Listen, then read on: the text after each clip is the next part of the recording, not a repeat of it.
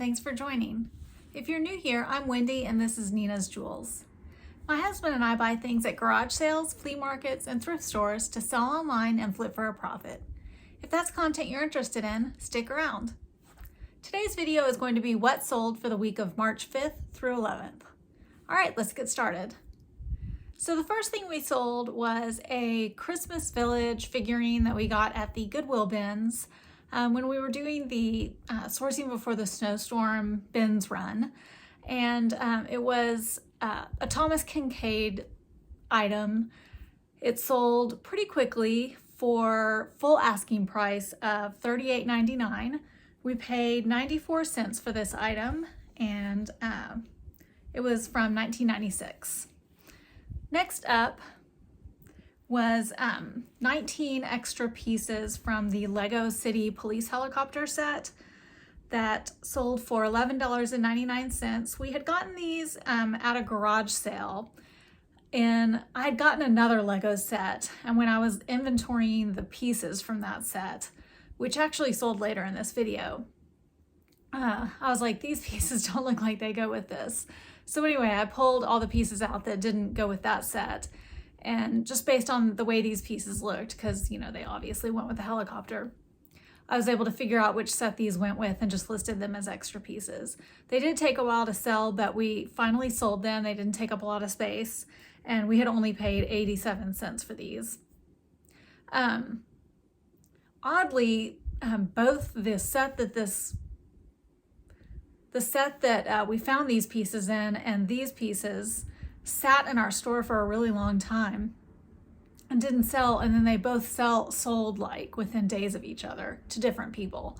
So I'm not sure why that was, but we were glad to get rid of both of them. So next up was a pair of toddler Cynthia Rowley gold sandals that we had picked up at a garage sale for $1, and these sold for $16.98 on offer to buyer. Next up was a INC brand women's like fold over waist bias cut maxi skirt. It sold for $14.18, and we had gotten this in the Facebook Marketplace garbage bags of clothes, for which we only paid 67 cents per item. Next up was the Lego set where we got the other pieces. It was the Lego Minecraft, the Panda Nursery set. It had one piece missing, but otherwise it had everything with it, including the minifigs and the instructions. That sold for $22.99, which was our full asking price, and we had averaged everything out from that sale, if I didn't mention that before, and paid only 87 cents. We got a lot of stuff at that sale. My daughter and I were like the first people there at that sale and got 2 enormous boxes of stuff. And a lot of it is kind of stuff that I would say is not fast flipper items, but we have definitely like made our money back, you know, at least 5, maybe even 10 times over for what we paid for at that sale. So it was 100% worth it. I just think, you know, they're items that we're gonna have to sit on a while to sell. She had like a boutique, and there were a lot of new with tags items, but not things that people would typically go to eBay to search for.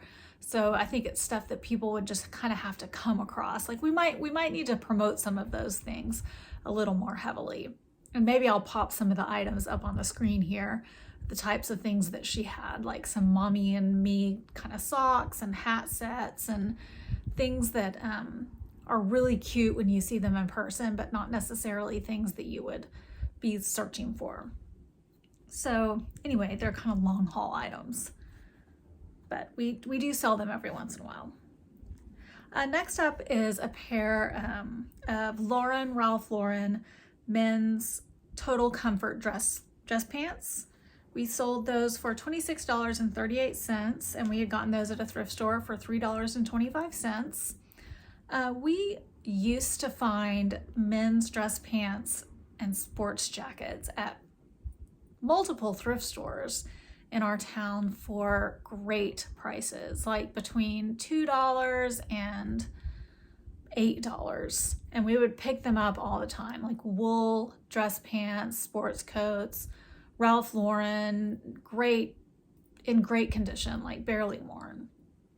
And we would always pick them up, and we have practically sold out of every single one that we have. And now, they are so overpriced at all the different thrift stores. You can't get them for the prices that we used to get them for. And so we haven't been picking them up anymore because of that. We do look for them, but you can't find them at those prices anymore. So unfortunately, that well has run dry, at least for the time being. We keep hoping,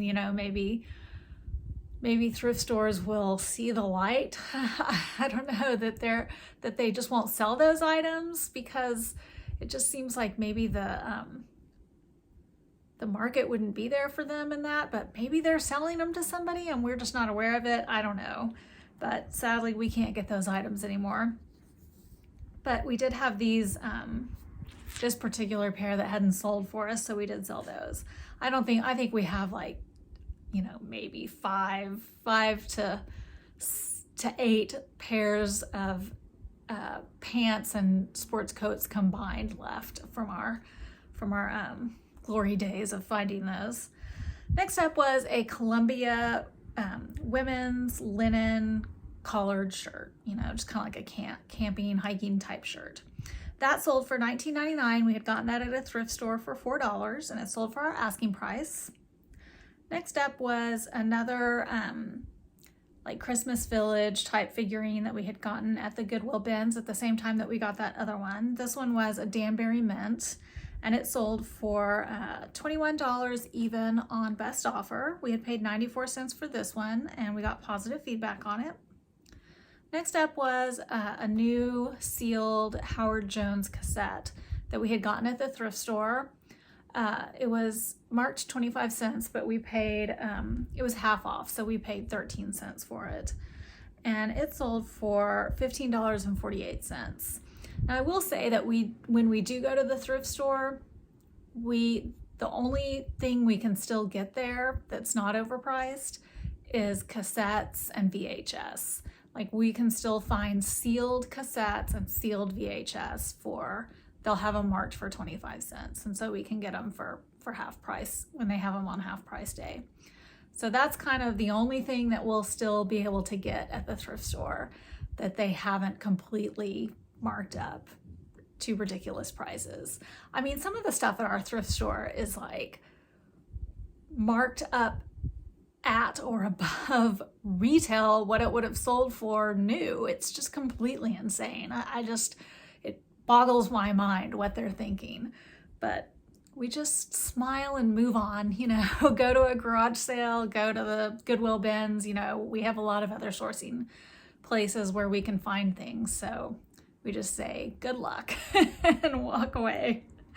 Next up was a Banana Republic women's soft wash plaid button-up shirt. It was a really nice shirt. It sold for $15.18. We had gotten it at a thrift store for $2.16, and that sold on offer to buyer. We got positive feedback on that. Banana Republic is something that it's kind of hit or miss for us. Like, we'll pick it up if it's a really nice looking shirt or if we can get it for, a really inexpensive price, but it doesn't sell for very high, so it's not something that we would pay a lot for. Next up was a really interesting wooden hand-carved trinket box that we got at an estate sale. The brand was Village House. It had information on the bottom about where, who carved it, and I don't remember what that said, but it was very detailed information about who the craftspeople were that carved it, and it was made in the USA, I think. But it was about this big. We paid $2 for that, and it sold for $14.38. We didn't have it for too long, just maybe 2 to 3 months before that sold. Next up was another estate sale find, and it was something we almost overlooked, and I'm really glad we didn't. It was a pair of aviation headphones They were sitting over by the register area, you know, kind of where they keep the jewelry. And this was like the last day of the estate sale. And so everything was marked half off.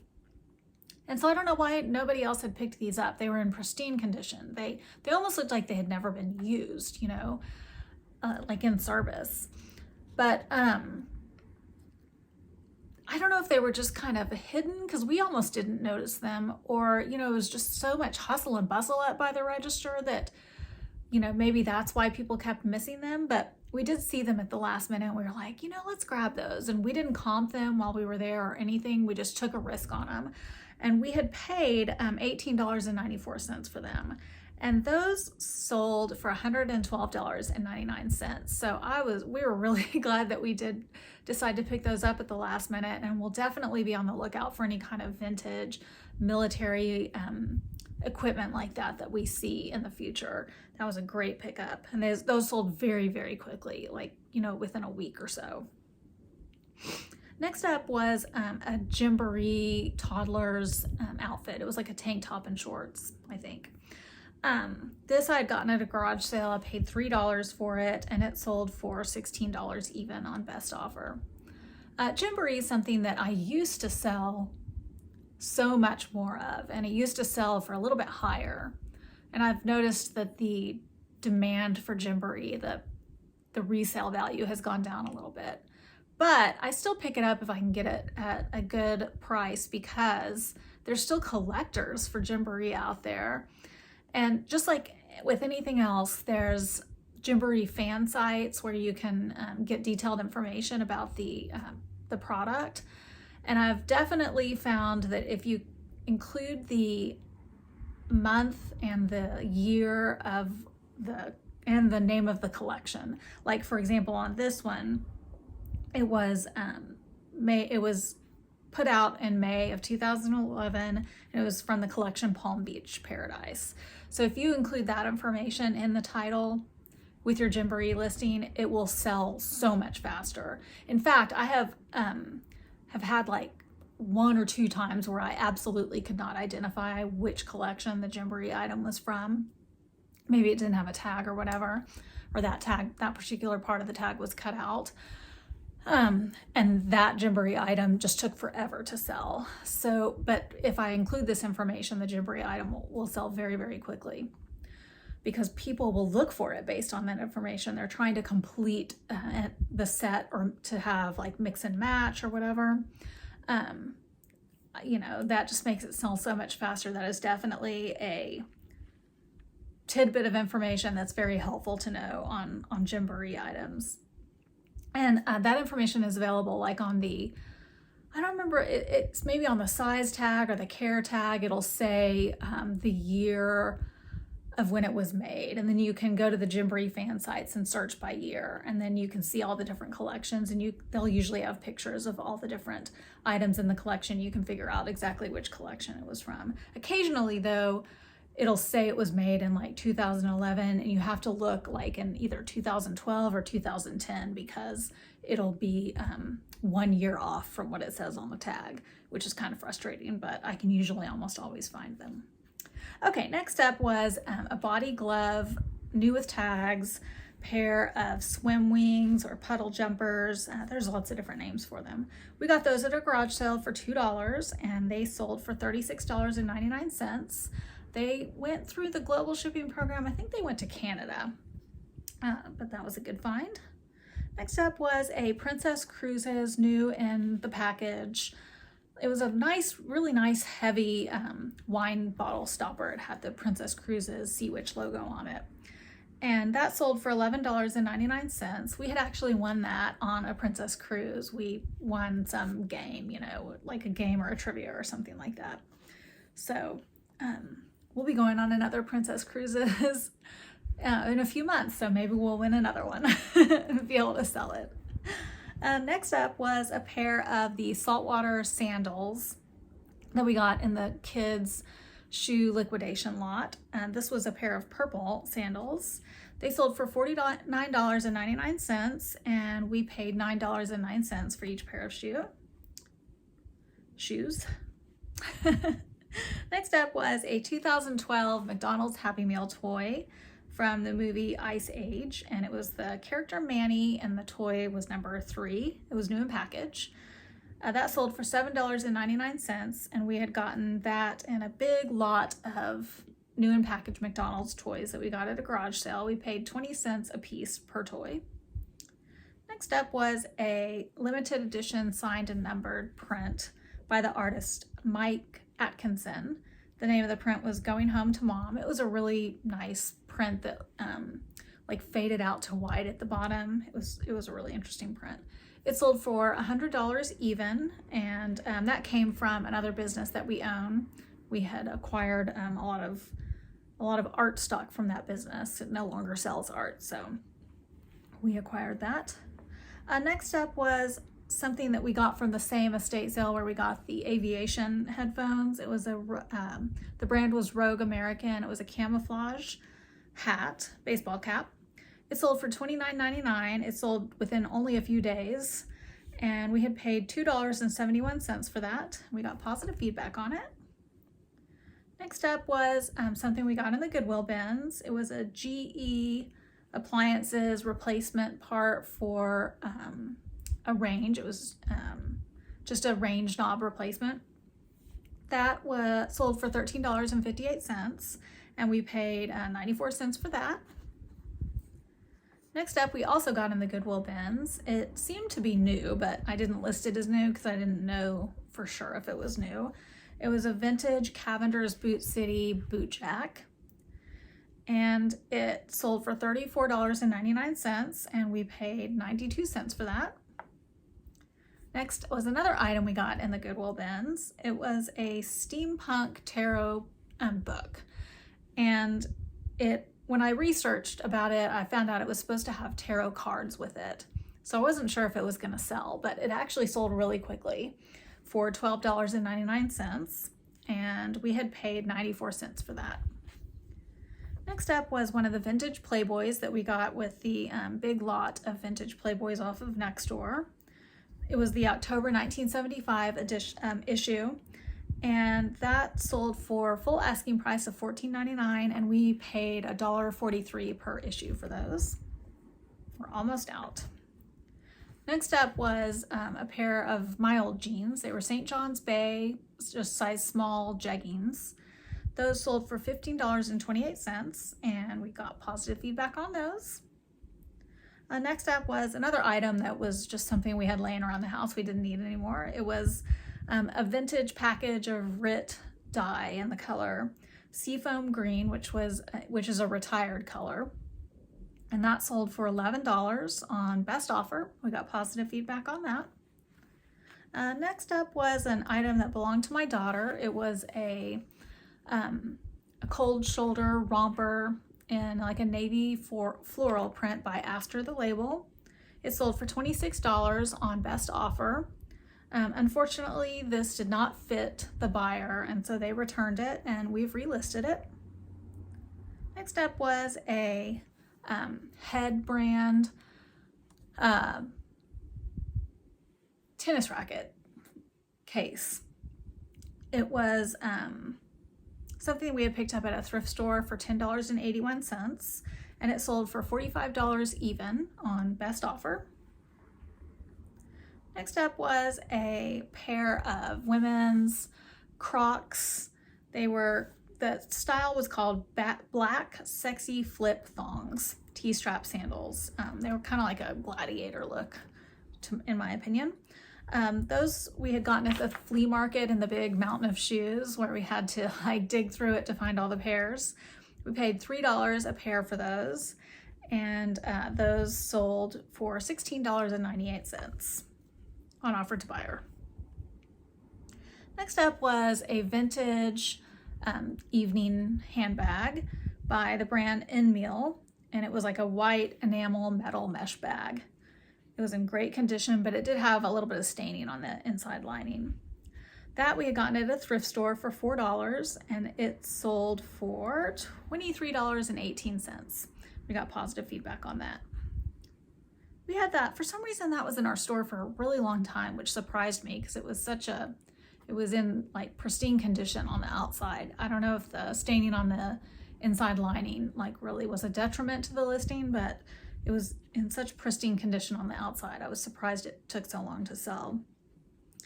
Next up was a bomber jacket. It was a vintage bomber jacket by the brand Diamond Dust, and it said in like gold glitter lettering on the back, Dream Builders, which we had gotten this at an estate sale, which it was like the last day and they were having kind of a fill-a-bag. So we only paid $1 for it.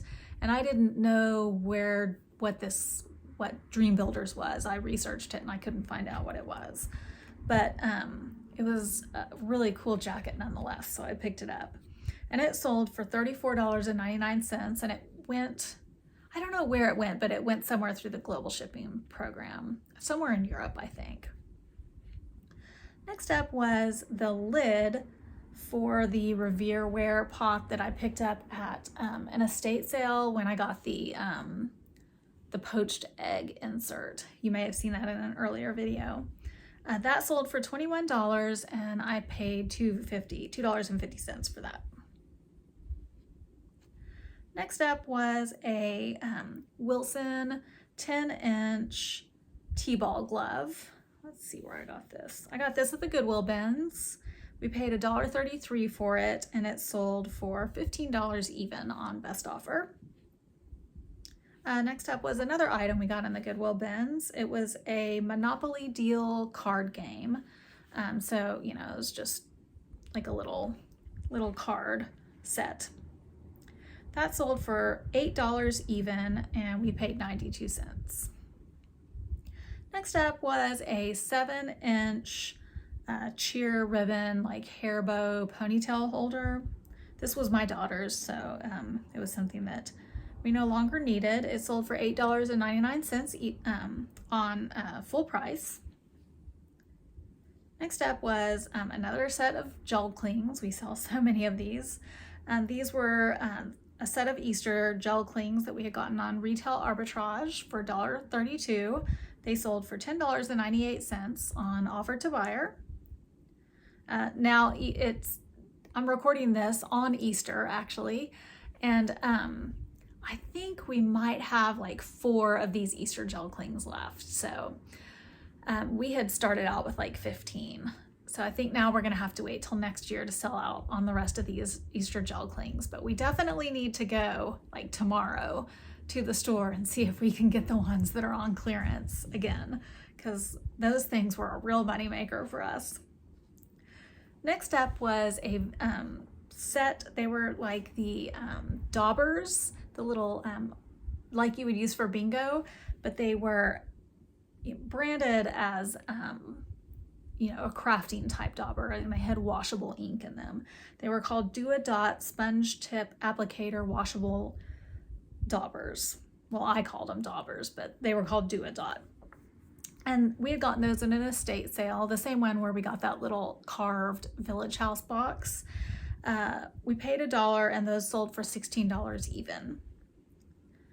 And next up was something, we got this at the same estate sale that we got the Revere Ware poached egg item.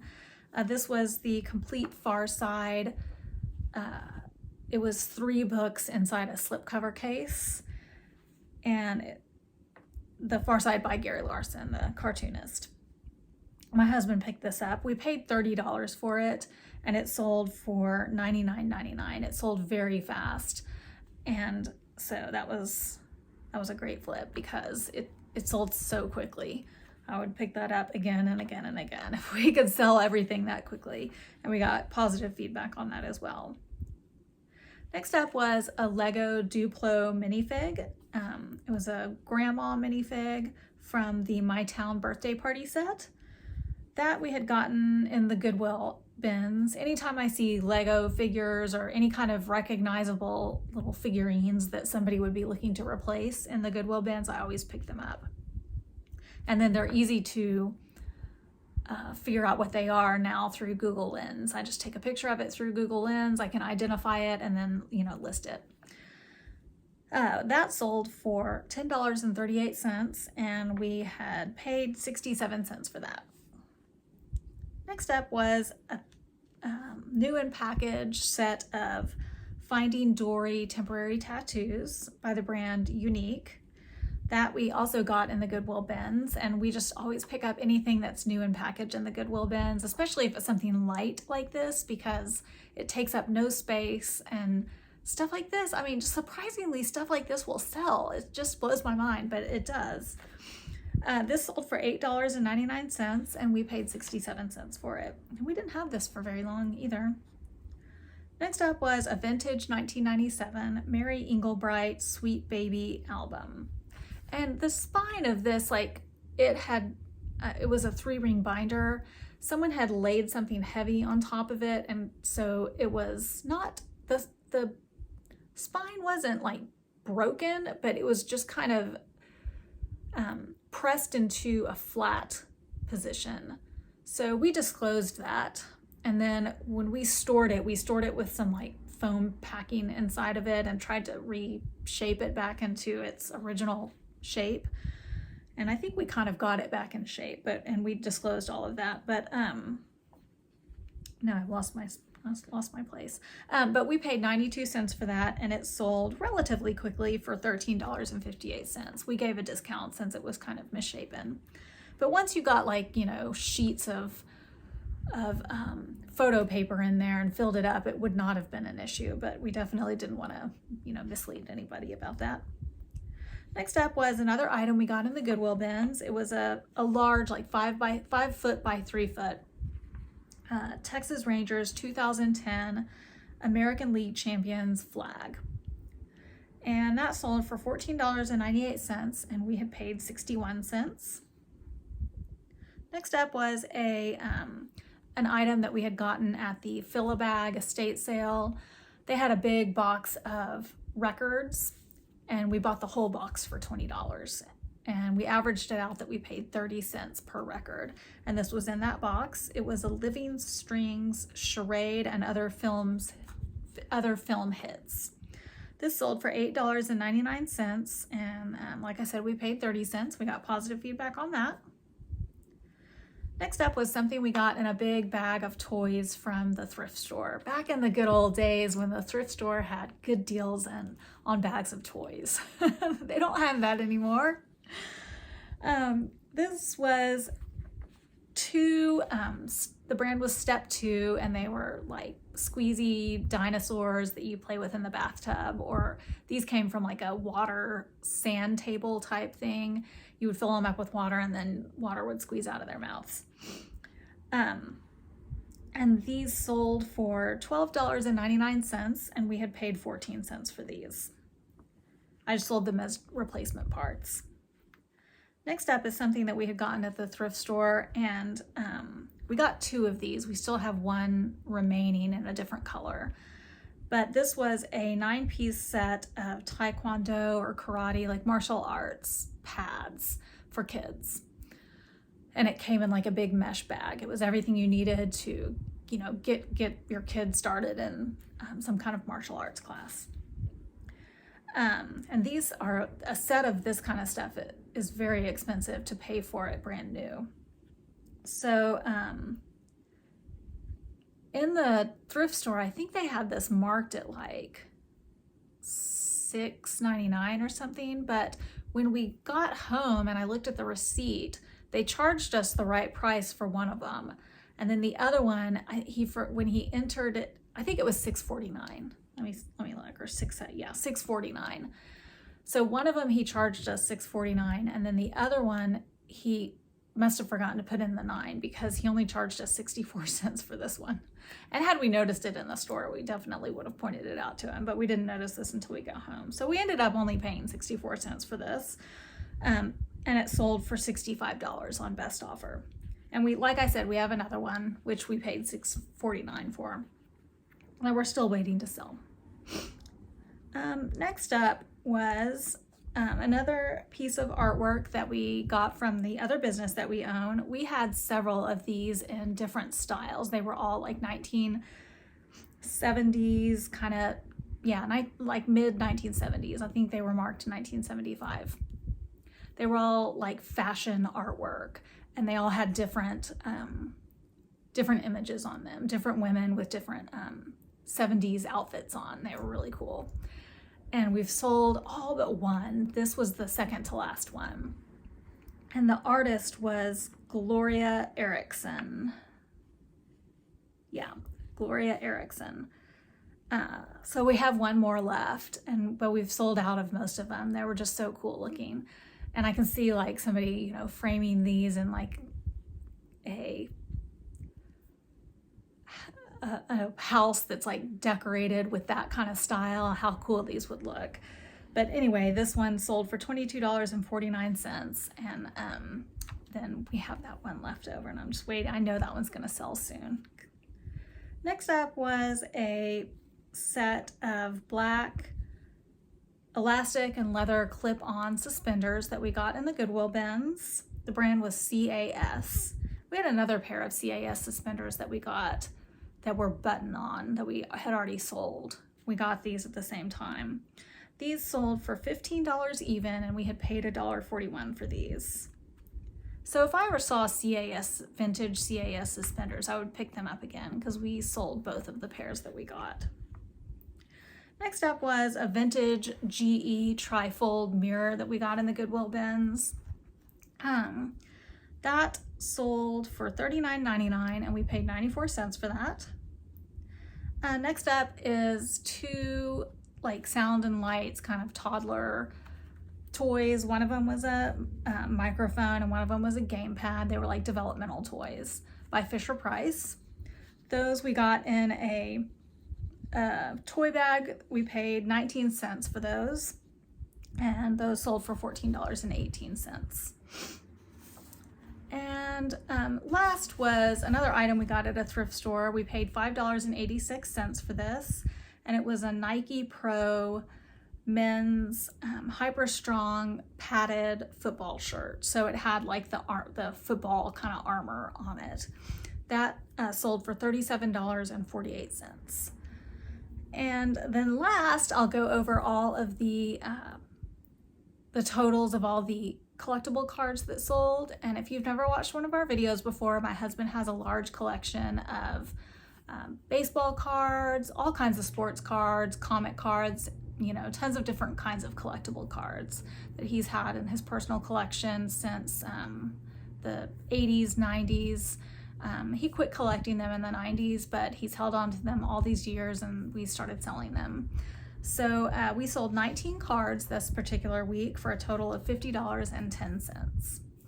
And that wraps up our video for this week, and hope you guys enjoyed it. If you did, please make sure you hit that like button, and more importantly, please make sure that you're subscribed with the notification bells on so you can be informed of all of our newest content and videos. Thank you so much for joining us. We really do appreciate you, and we will see you next time. Bye.